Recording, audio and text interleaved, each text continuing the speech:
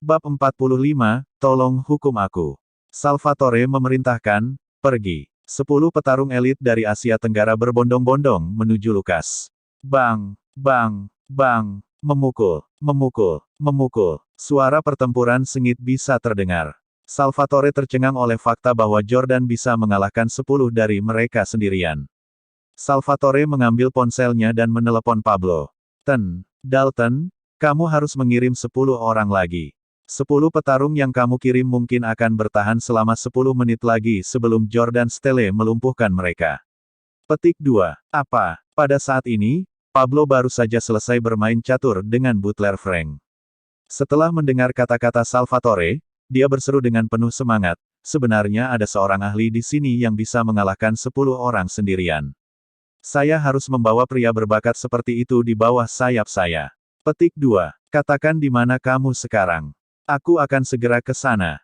Pablo bergegas mendekat. Pada saat dia tiba di tempat parkir, 10 ahli pertama yang dia kirim semuanya tergeletak di tanah. Di sisi lain, pakaian Jordan sedikit compang camping, tetapi dia tidak terluka.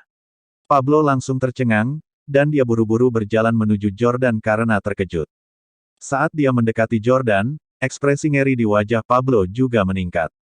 Ternyata Jordan Stele adalah. Ketika Pablo melihat wajah Jordan, dia berlutut dan berseru, "Tuan." Yordania. Jordan tampak identik dengan pria di foto yang dikirimkan Butler Frank ke Pablo. Pada saat ini, Drew, Salvatore, dan yang lainnya semua membeku karena terkejut. Dalton, apa yang kamu bicarakan? Dia adalah menantu yang tinggal di keluarga kami. Kenapa kamu berlutut di depannya? Tanya Drew. Salvatore bertanya dengan bingung juga, apakah kamu salah mengira dia sebagai orang lain? Pablo mengabaikan mereka berdua dan memandang Jordan dengan hormat. Jordan, saya bawahan Tuan Reyes, dan saya sangat menyesal atas apa yang terjadi hari ini. Tolong hukum aku. Jordan terkejut karena dia adalah bawahan Butler Frank. Setelah mengatakan itu, Pablo menginstruksikan Salvatore untuk pergi. Tidak ada gunanya, cepat dan berlutut di depan Tuan Jordan. Tak berani ragu, Salvatore langsung berlutut dan bersujud ke Yordania. Jordan, aku telah menyinggungmu. Tolong kasihanilah dan maafkan aku. Drew, yang berada di samping, tercengang. Pemimpin geng, Salvatore, sebenarnya bersujud ke Jordan dan memohon maaf padanya. Oke, cukup, saya tidak ingin orang lain berpikir bahwa saya seorang gangster. Karena mereka berada di tempat parkir bawah tanah gedung kantor perusahaan, Jordan takut pemandangan seperti itu akan mempengaruhi citranya. Jordan berkata, Salvatore, kamu tidak perlu bersujud kepadaku. Anda hanya perlu menjelaskan dengan jelas kepada Camdens bahwa saya tidak menjual jam tangan itu kepada Anda. Petik 2. Salvatore buru-buru berkata, iya, saya akan memberitahu Camdens bahwa Drew Camden adalah orang yang memerintahkan saya untuk menjebak Anda. Hei, Salvatore, kamu tidak bisa mengkhianatiku. Petik 2. Drew mencoba menarik Salvatore kembali dan menghentikannya, tetapi Salvatore menjatuhkannya dengan satu pukulan. Pada saat itu, Pablo berjalan dengan ekspresi membunuh di wajahnya, kaulah yang membuat tuduhan palsu terhadap Tuan Jordan. Seseorang, datang ke sini dan lempar dia ke sungai. Mengetahui betapa kejamnya Pablo, Drew sangat ketakutan sehingga dia buru-buru memohon belas kasihan kepada Jordan. Drew berlutut di depan Jordan dan memeluk pahanya. Yordania, kami adalah keluarga. Kamu tidak bisa membiarkan dia melakukan ini padaku. Jordan mengusir Drew dan berteriak, aku bukan keluargamu. Petik 2. Drew terus merangkak dan memeluk paha Jordan. Jordan, saya tahu kesalahan saya. Tolong maafkan saya. Aku bisa membiarkanmu memiliki Ele, bukankah kamu sangat menyukainya? Petik 2. Merasa malu, Jordan menamparkan wajah Drew. Saya selalu memperlakukannya sebagai adik perempuan saya. Kapan aku pernah menyukainya? Drew melanjutkan, bagaimana kalau aku mengatur makan malam keluarga malam ini, membuat Hailey mabuk dan mengirimnya ke tempatmu? Petik 2. Jordan memberinya tamparan lagi di wajahnya dan mencaci maki, kamu bajingan, Hailey, dan Ele adalah sepupu dan saudara perempuanmu, masing-masing. Bagaimana Anda bisa memberikannya seperti hadiah? Bagaimana kamu begitu tidak manusiawi? Drew tidak berani membalas. Melihat Drew ketakutan, Jordan berkata, Drew Camden, aku bisa membiarkanmu pergi, tetapi ketika kamu pulang, kamu harus menjelaskan kepada keluargamu dengan jelas bahwa kamu telah menjebakku. Petik 2. Ya, terima kasih, Jordan. Drew bangkit dan buru-buru pergi. Setelah Drew pergi, Pablo berlutut di depan Jordan sekali lagi. Dia berkata, Tuan Jordan, saya ingin menawarkan 100 pejuang elit yang saya bawa dari Asia Tenggara kepada Anda.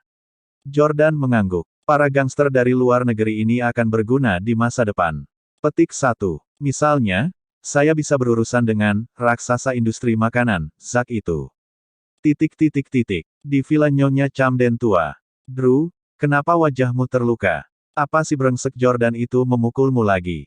Petik 2. Nyonya Camden tua sangat sedih melihat luka Drew semakin parah. Drew dengan cepat menyangkal, saya terluka ketika saya secara tidak sengaja menabrakkan mobil saya ke sesuatu. Itu tidak ada hubungannya dengan Yordania. Dia kemudian melihat ke arah Nyonya tua Camden dan keluarga Benedict. Nenek, Paman Benedict, sebenarnya, Jordan tidak mencuri jam tangan Richard Mille itu. Sayalah yang mengambilnya dan menuduh Jordan mencurinya. Apa? Nyonya Camden tua bertanya dengan kaget. Baik Benedict dan Sylvie juga tercengang. Masih sangat protektif terhadap cucunya, Nyonya tua Camden berkata, karena Anda telah salah menuduhnya, biarlah. Jordan Stelle juga tidak begitu polos. Bahkan jika dia tidak mencuri dariku, dia mungkin telah mencuri dari orang lain. Kalau tidak, bagaimana dia bisa punya uang untuk menginap di hotel bintang 5? Petik 2. Ngomong-ngomong, Drew, apakah kamu bisa bertemu Tuan Stelle di S Corporation hari ini? Drew menggelengkan kepalanya. Dengan ekspresi bingung, Nyonya tua Camden bertanya, apa sebenarnya yang coba dilakukan Tuan Stelle? Apakah dia ingin aku bertemu dengannya secara pribadi sebelum dia bersedia mendiskusikan kesepakatan dengan kita? Pada saat ini, Hailey tiba-tiba berkata, Nenek, mengapa saya tidak mencobanya? Petik 2. Bab 46, berpegangan tangan untuk pertama kalinya. Hailey dan suaminya saat itu, Jordan, adalah orang-orang yang mengajukan proposal proyek itu. Namun, Herman dan keluarganya mengambil alih proyek tersebut karena dia memiliki status yang lebih tinggi di kalangan Camdens daripada Hailey. Sekarang Presiden S Corporation telah berulang kali menolak untuk bertemu dengan Herman dan anak-anaknya. Hailey merasa ingin mencobanya. Elle melontarkan ejekan mencemooh, Tuan. Stelle menolak untuk bertemu salah satu dari kita. Mengapa dia setuju untuk bertemu denganmu? Kamu menganggap dirimu terlalu serius. Petik 2. Berdiri di samping, Sylvie berbicara untuk putrinya, biarkan Hailey mencobanya. Dia adalah orang yang menemukan ide proyek ini. Nyonya Camden tua, yang bernama Diana, memikirkannya dan menyadari bahwa tidak ada solusi lain saat ini. Dia bisa pergi sendiri atau membiarkan Hailey pergi atas namanya. Diana berkata, baiklah, Hailey, lakukan perjalanan ke S Corporation. Jika masih tidak berhasil kali ini, aku akan mengunjungi Tuan Stelle sendiri. Singkatnya, kita harus bekerja sama dengan S Corporation bagaimanapun caranya. Hailey tiba di gedung kantor S Corporation pada pukul 2 siang. Dia mengenakan sweater tipis berwarna putih yang dipasangkan dengan rok kotak-kotak merah dan kalung Swarovski. Itu murni pakaian gadis sebelah. Nona Camden, tolong tunggu di ruang rapat sebentar. Tuan Stelle sedang sibuk saat ini. Ashley membawa Hailey ke ruang rapat dan menuangkan segelas air untuknya. Itulah tepatnya yang diinginkan Hailey karena dia tidak suka minum minuman yang rumit. Minuman favoritnya adalah air putih dengan madu karena menurutnya, minum air putih adalah cara terbaik untuk menjaga kulit dan kulit yang baik. Dalam 3 tahun terakhir, dia akan meminta Jordan untuk membuatkannya secangkir air madu setiap pagi. Setelah bercerai, Hailey tidak punya pilihan selain melakukannya sendiri. Setiap kali dia membuat air madu untuk dirinya sendiri, itu akan mengingatkannya pada Jordan. Ashley pergi ke kantor presiden, tempat Jordan dan Victoria berada. Ashley berkata, Tuan Stelle, Hailey Camden ada di sini. Victoria melambaikan tangannya dan meminta Ashley pergi. Ketika dia melihat perubahan yang tampak pada ekspresi Jordan, Victoria bertanya, apakah kamu ingin melihatnya? Jordan berkata, Herman, Elle, dan Drew Camden datang untuk menegosiasikan kontrak hari ini, tetapi saya menolak untuk bertemu dengan mereka semua. Jika aku menolak Hailey juga, Camdens pasti akan berpikir kita hanya mempermainkan mereka. Karena kami telah memutuskan untuk bekerja sama dengan mereka, mari beri mereka 11 juta dolar sesuai kesepakatan. Victoria, bawa kontraknya ke sini. Victoria menyerahkan kontrak itu kepada Jordan, yang kemudian membawanya ke ruang pertemuan. Jordan melihat Hailey segera setelah dia membuka pintu, dan saat dia melakukannya, dia merasa seolah-olah mereka terakhir bertemu seumur hidup.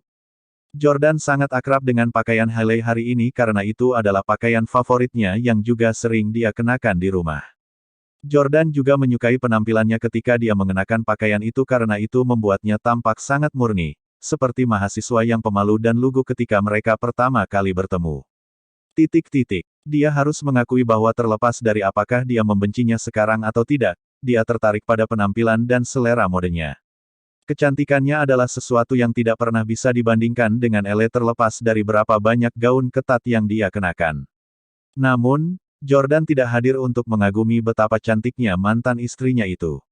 Jadi, dia memasuki ruangan, menutup pintu, dan kemudian berkata kepadanya, "Kamu di sini." Petik 2. Hailey Camden mengangguk dan berkata, "Iya. Tuan Stelle pasti sangat sibuk, bukan? Kurasa dia tidak akan bisa bertemu denganku dalam waktu dekat. Anda dapat duduk dan mengobrol dengan saya." Petik 2. Jordan berkata sambil tersenyum, "Tidak ada yang bisa kubicarakan denganmu." Dia kemudian melemparkan kontrak itu ke atas meja di depan Hailey dan berkata, "Lihatlah kontraknya, dan jika tidak ada yang salah dengan persyaratannya, kamu bisa menandatanganinya. Jumlah 11 juta dolar akan dicairkan ke rekening bank perusahaan Anda dalam 3 transaksi terpisah dalam waktu seminggu." Hailey Camden berseru kaget, "Apakah Tuan Stelle sudah setuju? Saya pikir dia perlu mencari tahu lebih banyak tentang proyek itu sebelum dia mau menginvestasikan uang di dalamnya." Hailey membuka dokumen itu dengan gembira, hanya untuk melihat kata-kata, "Hailey Residence," dicetak dengan huruf kapital di bagian atas halaman pertama kontrak. Hailey berseru dengan takjub, "Hailey Residence. Bagaimana mungkin namanya?" Hailey sangat akrab dengan nama, Hailey Residence. Lebih dari 6 bulan yang lalu, Jordan memutuskan untuk menamai proyek itu, Hailey Residence, karena dialah yang memiliki ide proyek untuknya. Oleh karena itu, dia, tentu saja, ingin menamai proyek itu dengan namanya.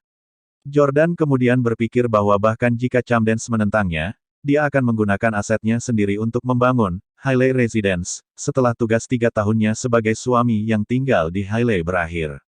Siapa yang mengira bahwa Hailey akan menipu dia nanti? Namun, meski begitu, Jordan ingin tetap mempertahankan nama proyek tersebut. Jordan berkata dengan dingin, "Kenapa? Apakah kamu tidak menyukainya? Bagaimana mungkin Hailey tidak menyukainya?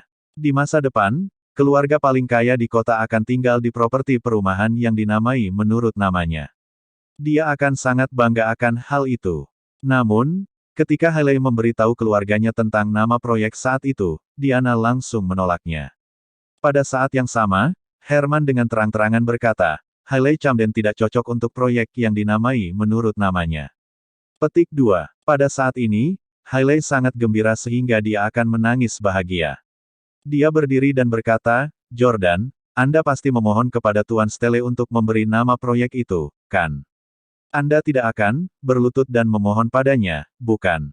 Petik 2. Hailey sangat tersentuh, dan dia tahu bahwa Jordan pasti ada hubungannya dengan ini karena tidak mungkin Presiden S Corporation akan mendengar nama Hailey Residence. Petik 2. Untuk pertama kalinya dalam 3 tahun ini, Hailey memegang tangan Jordan dan berkata dengan suara lembut, "Terima kasih, Jordan." Jordan memiliki emosi yang rumit saat menyentuh tangannya yang lembut. Sudah 3 tahun sejak dia menikahi Hailey, tapi dia belum pernah menyentuh tangannya sebelumnya. Setelah menyentuh tangannya untuk pertama kalinya, dia terkejut mengetahui betapa halus dan lembutnya itu. Namun, dia mendorong tangannya dan berkata, "Tidak, Tuan Stelle sangat menyukai nama Hailey, jadi dia memutuskan untuk menggunakannya." Melihat Jordan dalam penyangkalan, Hailey tersenyum dan bersikeras, "Anda pasti memohon dengan putus asa pada Tuan Stelle sebelum dia setuju. Mengapa Anda menyangkalnya? Aku tahu kau masih mencintaiku." Tidak ingin membicarakannya lagi, Jordan berkata, "Hentikan, tanda tangani kontrak." Hailey juga khawatir dia akan menarik kembali kata-katanya. Jika dia berhasil mendapatkan kontrak, neneknya akan senang dengannya. Hailey menandatangani kontrak dengan cepat dan mencapnya dengan stempel resmi Landmark Realty. Kontrak itu digandakan, jadi Jordan mengambil salinannya dan berbalik untuk pergi. Tunggu sebentar. Hailey memanggil Jordan, saya senang Anda memohon kepada Merstele untuk menggunakan nama Hailey Residence. Bagaimana kalau aku mentraktirmu makan siang hari ini? Di mana Anda ingin pergi makan? Bagaimana dengan restoran favoritmu itu? Namanya, apa itu? Bebek dan mie. Petik 2. Jordan berbalik dan berkata, tidak, terima kasih, saya sibuk. Aku tidak punya waktu untuk makan siang denganmu. Juga, tempat itu disebut ayam dan mie, bukan bebek. Kami sudah sering ke sana, tetapi Anda bahkan tidak ingat nama restorannya. Sepertinya kamu tidak mencintaiku sama sekali. Omong kosong. Hailey kehilangan kesabaran lagi. Aku cukup baik untuk pergi ke tempat yang mengerikan bersamamu berkali-kali. Jika kamu tidak ingin pergi makan siang,